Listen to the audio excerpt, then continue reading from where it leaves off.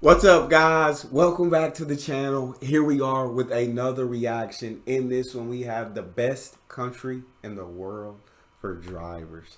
I'm excited for him to explain why the Netherlands would be the best country in the world for drivers. Before we dive in, if you guys happen to enjoy, please don't forget to smash subscribe, give the video a thumbs up, and let's get right to it.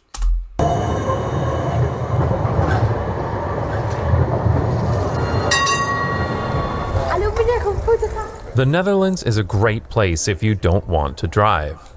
There are lots of areas that are pedestrianized and nearly car-free. I mean, we got more bikes than people, yeah. It's a perfect place for people who don't really care about Trains driving, are so don't really wanna pervasive and drive. frequent that they work almost like a countrywide metro system. Dang! Plus, rail stations have giant bicycle parking garages and high-quality public transit connections to get you to your final destination. God. And there are bicycle paths almost everywhere. In many cases, cyclists can take the fastest and most direct route to where they're going, while drivers need to take the long way around. Oh, that was up. I get a lot of comments on this channel by people who say that they love cars and would hate to live somewhere like this. But what they don't realize is that driving is awesome in the Netherlands. This summer, I traveled to Canada to visit family, and I did a lot of driving while I was there. After almost 2 years away, it was a real shock to go from the comfortable, civilized driving experience in the Netherlands to driving in Canada. It made me appreciate how good we have it here. Oh. I'm not the only one who thinks this either. Take for example the YouTube channel Curleem, an American and self-professed car guy who lives in Amsterdam and has made several videos about how much he prefers driving in the Netherlands compared to places like Toronto or his home state of Florida. And yet, Florida is a state that is infamous for how car-centric it is, and how hostile it is for pedestrians and cyclists. It should be a great place to drive, but it's not. Further proof is available from Waze, who used to collect data from their platform to determine a driver satisfaction index each year. And they determined that the Netherlands was the best country in the world to be a driver. That is crazy. That is absolutely wild to be. The fact that this is the country that's amazing for people who don't want to drive, who have such great public transport in the train system, who have the metro system, who have so many freaking bikes that it's very easy for you to get around, who's great for pedestrians, that this is the best country to drive in. That's wild. This doesn't surprise me at all. Driving in the Netherlands is so pleasant. The infrastructure is of high quality and it's in great condition. And in general, traffic is pretty light and flows pretty smoothly. Sure, there's traffic in rush hour, but rush hour is still about an hour. Oh. It's not I'm so sorry. So sorry having to check something. Okay. Completely apologize. a near constant traffic jam spread throughout the day like in most US and Canadian cities. It's more like a traffic hagelslag, lightly sprinkled over the week. And there are clever approaches to temporary traffic conditions on the highway, such as these rush hour lanes that open when necessary, and changing speed limits based on congestion because drivers traveling slower have less space between cars and make better use of the road space. It blows my mind that driving out of town on a long weekend doesn't involve getting stuck in soul-crushing traffic, like it does in almost every other city I've lived in. You'll see lots of caravans and bicycles attached to cars, but otherwise, it's hardly any different than a regular day. Dang, yeah, it looked very easy. I've lived in cities that have a quarter the population of Amsterdam, yet traffic in them is considerably worse. This all comes down to the fundamental truth. There's no solution to traffic congestion except viable alternatives to driving. And most Dutch cities have viable alternatives to driving for many trips, which reduces the number of cars on the road. In many Dutch cities, taking a bicycle is often the fastest way to get somewhere, because cyclists can usually take the shortest and most direct route, while drivers need to take the long way around. You might think that this is bad for drivers, but it's not, because if cycling wasn't faster, many of these people would be in cars, and the streets would be so clogged with traffic that the direct route would be even slower than the indirect route is today. That's a In good fact, point. this was the really case good in point. Amsterdam in the 1970s. It may seem counterintuitive, but designing to prioritize walking, cycling, and public transit actually works out better for drivers. That does And, make unsurprisingly, sense. the Dutch cities that are the most car-centric also have the worst traffic. One of the things that makes driving here particularly pleasant is the fact that the traffic lights are smarter, so you end up waiting a lot less. I made a video about traffic lights from the point of view of cyclists and pedestrians, but they work better for drivers too. Almost every traffic light in the Netherlands has multiple detection loops. One at the stop line, like in many other countries, but also at least one farther back. This junction has 3 of them. This allows the traffic control system to intelligently schedule the stoplights based on the traffic detected from each direction. For example, you will very often see the traffic light turn red just as the last car passes the stop line. This is because the control system uses the farther detection loop to determine that there isn't another car approaching, so it's safe to change the light to red early and let another direction go while there's a gap in traffic. It also works to turn a light green early if it detects your car or bike is approaching when it's safe to stop traffic in other directions. Another difference is that, in the US and Canada, traffic lights are stupid and go all green in one direction followed by all green in the other direction. Yeah. But here in the Netherlands, traffic lights work in multiple phases, so there are many different combinations possible for things like dedicated right turns and left turns simultaneously. This not only the Netherlands doing the dang thing. How are we in the U.S.? Like, you need a car. Like, we're much more car centric than the Netherlands. We're built for cars. How are our traffic signals not this smart? In a country where they're mostly bikes, yet their traffic signals are much smarter than ours. What on earth is going on? And then, yeah, I love the fact that there's so many things that people can use outside of cars to get around, because it does free up a lot of the road for cars. I don't mind taking the longer route if that means I have absolutely no traffic to get where I'm going. Netherlands they just doing it right. They're just absolutely doing it only right. speeds up waiting times at traffic lights, it also makes turning much less dangerous and stressful because when you have a green arrow, you're almost always clear to turn. In particular, the left turn across traffic on a strode is one of the most dangerous and stressful driving maneuvers in the United States and Canada. Yes. I almost never need to perform a turn like this in the Netherlands. It is annoying, very annoying. Speaking of stroads, there are almost none in the Netherlands, as I've talked about in previous videos. This means that when you're on a road, there are very few side streets, driveways, or crossings to slow you down. This has so many benefits that it's hard to list them all.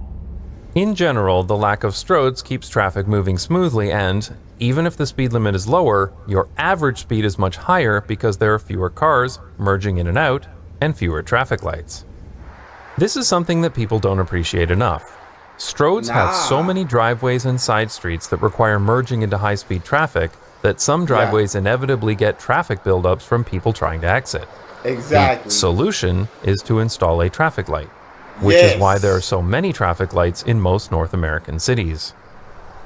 In the newest Strong Towns book, Confessions of a Recovering Engineer, author Chuck Marohn measured his average speed at rush hour and found that it was about 16 kilometers per hour. Actually, it was an average of less than 10 miles per hour, but I'm converting everything to metric here because imperial units are stupid. So, despite the roads have... you gotta come at us like that. You had to throw that in there. You could have just said I prefer your way of doing things, but you ain't have to say it's stupid. But that's neither here nor there. Let's continue. Having a speed limit of 50 kilometers per hour or more, his average speed was less than 16 because of all the traffic lights. And this was in a tiny town of only 14,000 people. Really? Incidentally, 16 kilometers an hour is the average speed of a cyclist in Amsterdam, because bicycle routes are designed to avoid traffic lights and to keep cyclists moving. This really shows you how backwards American traffic engineering is when the average speed of a car in a small town in the US is the same as a bicycle in the largest and busiest city in the Netherlands. That's legit insane. I had the same experience when driving in my hometown this summer. I was constantly sitting at red lights when I was driving simply Yeah. because there are so many of them. And if there aren't traffic lights, there are stop signs. Yep. So many stop signs. Instead of designing proper traffic calming, North American traffic engineers just put stop signs everywhere to slow down drivers. I already made a This is previous true. video about why I This is hate true. stop signs and why they shouldn't be required at all, We watched that especially one. for cyclists. But yeah, it's so nice to drive through the Netherlands and not see any stop signs at all. And the very, very, very few times you see one, it's actually necessary. Of course, there are many understand intersections with roundabouts too, which is even better. Then there's almost no waiting at all and traffic flows even more efficiently. Though roundabouts can get backed up if there's too much car traffic, so they don't work everywhere. Yes. Of course, the agreed. Dutch have a solution for that too, which is course they turbo do. roundabouts, but they deserve their own video someday. Of course, you got your own solution for the Dutch have their own solution for everything. The Dutch are just geniuses. We know. I get it. I'm watching the videos. That really hurt my elbow. But the Dutch have just figured everything out. It seems when it comes to getting to where you need to go, the Dutch are the top people to figure it out. I would gladly take a road with a lower maximum speed limit if that road design means that I achieve a higher average speed, and that is exactly what I experienced agree. driving in the Netherlands. Completely agree. I made a video about speed limits recently, but what's relevant here is that speed limits in the Netherlands mostly make sense. Different streets with different speed limits are designed differently, so you rarely need to check your speed. The speed that feels right on a given street is usually the correct one. When I was driving in my hometown this Bro, the summer, Netherlands I was is constantly lit. needing to check what the speed limit was, because everything is designed like a giant strode, yet the speed limit could be anywhere from 40 kilometers an hour to 80 kilometers an hour with no difference in road design. He's not lying. Another factor that He's makes not driving in the lying. Netherlands less stressful is that the drivers themselves are better. There are many aspects of this, such as stricter licensing requirements, but I believe the single most important factor is that, in most Dutch cities, there are viable alternatives to driving. This means that the only people who are driving are those people who want to drive or those people who need to drive. Most Yeah. people who live in a Dutch city can make many trips by walking, cycling, or public transit. Even if somebody drives to work, they may still get their grocery shopping by bicycle, walk to a doctor's appointment, or take public transportation to a football game.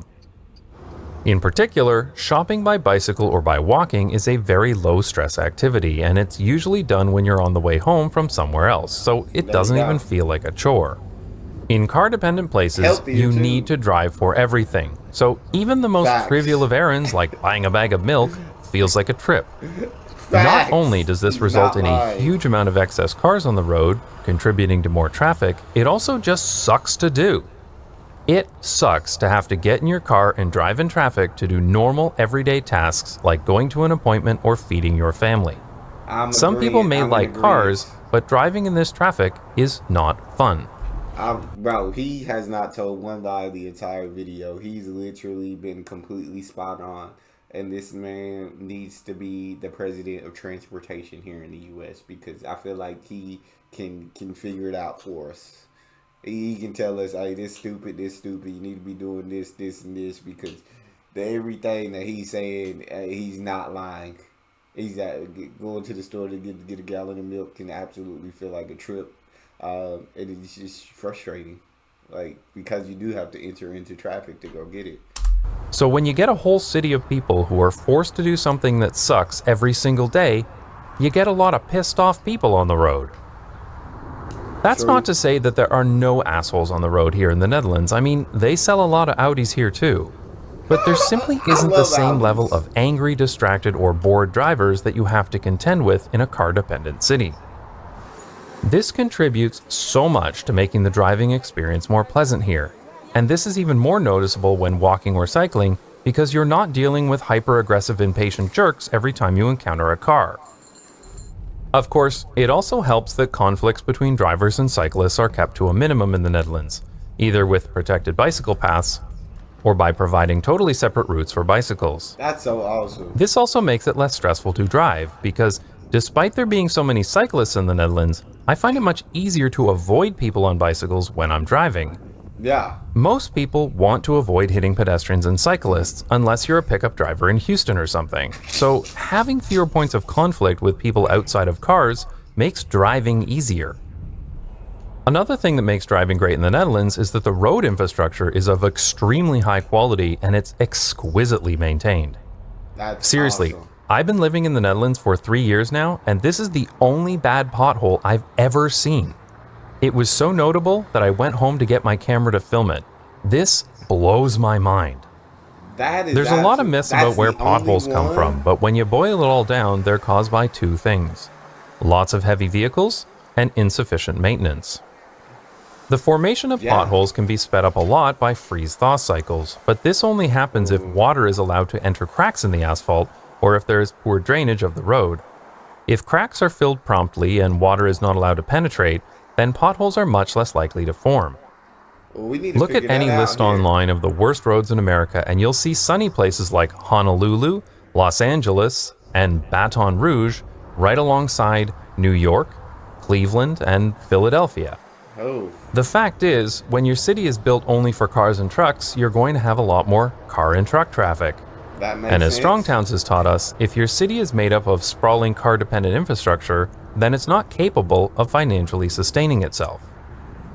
This is ultimately the real reason why the roads are in such poor condition in many other cities.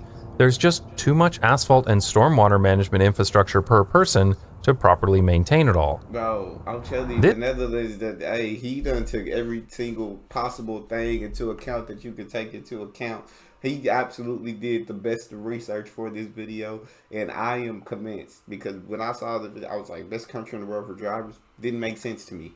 Didn't make sense at the beginning of the video, but now I am a believer that 100% the Netherlands is the best country in the world for drivers, and the U.S. is absolutely not. This leads to the sad irony. Designing your city only for cars makes the roads worse for drivers. That's crazy. And then there's Never the thought issue about of it like tax. that. Drivers simply do not pay the full cost of the roads, period.